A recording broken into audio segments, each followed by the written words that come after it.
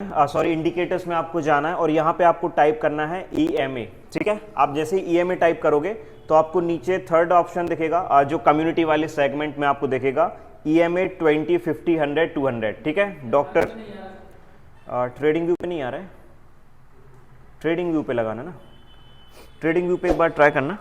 फिर आप देखो यहाँ पे डॉक्टर स्वीट्स के नाम से आएगा, ये वाला इंडिकेटर है अपना। ठीक है, 20, 50, 100, 200। अब जैसे ही आप इसको इंप्लीमेंट करोगे तो आपके सामने कुछ 4 लाइंस अलग अलग प्रकार की दिखाई देंगी, कुछ इस तरीके से, कुछ ऐसे आपको क्या होगा, 4 डिफरेंट कलर्स की आपको लाइंस दिखाई देंगी। ठीक है, सबके सेम ही यही वाला डॉक्टर स्वीट्स वाला इंप्लीमेंट करना, नहीं तो हो सकता है बहुत डिफरेंट टाइप्स ऑफ 200 EMA या मल्टीपल EMAs होते हैं। ठीक है, अब यहाँ पे जो सबसे पहला है, दिस इज द 20 EMA। यहाँ पे आप देख पाओगे लेफ्ट साइड में आपको दिख जाएगा, तो जो रेड वाला है ये है 20 EMA, 50 वाला ऑरेंज, 100 स्काई ब्लू और 200 है अपना डार्क ब्लू। हमें किससे मतलब है, बस ये जो डार्क ब्लू वाला EMA लाइन है हमें बस इससे मतलब है। बाकी जो 20, 50, 100 है ये ज़्यादातर डे ट्रेडिंग या फिर क्या बोला जाए उसको, BTST kind of a thing के लिए ज़्यादा यूज होता है। ठीक है, but as a swing trader we have to use only 200 EMA। और ये बेसिकली स्ट्रेटजी है। ठीक है, 200 EMA स्ट्रेटजी है, कैसे इसके बेस पे ही हमें ट्रेड्स करना है। हो गया इंप्लीमेंट।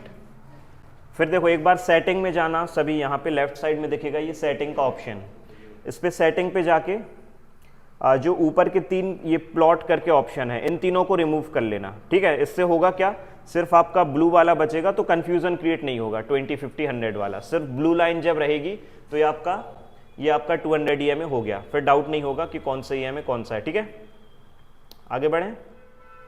चलिए, सबसे पहले टाइम फ्रेम और स्टॉक सिलेक्शन की मेथड, कि किस टाइप के स्टॉक्स हम इस स्ट्रेटजी में इम्प्लीमेंट कर सकते हैं या फिर किस टाइप के स्टॉक्स है जिसमें हम इस स्ट्रेटजी को इम्प्लीमेंट कर सकते हैं। दूसरा टाइम फ्रेम। तो सबसे पहले अगर मैं टाइम फ्रेम की बात करूं कि इस स्ट्रेटजी पे कौन सा टाइम फ्रेम आप यूज़ करोगे, तो that is daily time frame जब आप कर रहे हो स्विंग ट्रेडिंग। ठीक है, दूसरा वीकली टाइम फ्रेम जब आप कर रहे हो पोजिशनल ट्रेडिंग। पोजिशनल ट्रेडिंग क्या होती है, हमने पढ़ा है क्या होती है, more than 2 months to maximum 1 साल के लिए। ठीक है, चलो डेली टाइम फ्रेम हम जब यूज करेंगे जब हम स्विंग ट्रेड प्लान कर रहे हैं। फॉर एग्जांपल अगर मैं स्टॉक को बाय करके 2 दिन, 1 हफ्ते, 15 दिन, 1 महीने, 2 महीने तक अगर मैं होल्ड करना चाहता हूं तो मैं डेली टाइम फ्रेम का यूज करूंगा, ये डेली टाइम फ्रेम का। लेकिन अगर वीकली टाइम फ्रेम पे अपॉर्चुनिटी दिख रही है तो दैट मीन्स मुझे यहाँ पे ट्रेड को थोड़ा टाइम देना पड़ेगा, हो सकता है 3 महीने 6 महीने भी यहाँ पे लग सकते हैं टारगेट या स्टॉप लॉस अचीव करने के लिए, तो उसके लिए फिर हम वीकली टाइम फ्रेम करेंगे। तो दोनों के लिए अलग अलग हैं। डेली टाइम फ्रेम पे आप अगर एनालिसिस करोगे तो बी रेडी कि भाई आप हो सकता है 1 हफ्ते में 1 महीने में भी टारगेट या स्टॉप लॉस मिल सकता है। लेकिन वीकली पे ये एक्सपेक्ट मत करना कि 1 महीना हो गया है अभी भी टारगेट नहीं आया, हो सकता है आ जाए लेकिन कई बार 6 महीने भी लग सकते हैं। ठीक है, क्योंकि इस पे हम टारगेट्स भी बड़े बड़े रखेंगे कि भाई कम से कम 30-40% का रिटर्न बने, ये सारी चीजें। 1 ईयर, हाँ, ये बेसिकली टाइम फ्रेम बस है। ठीक है, कि कौन सा टाइम फ्रेम हमें इस पर्टिकुलर स्ट्रेटजी में यूज करना है।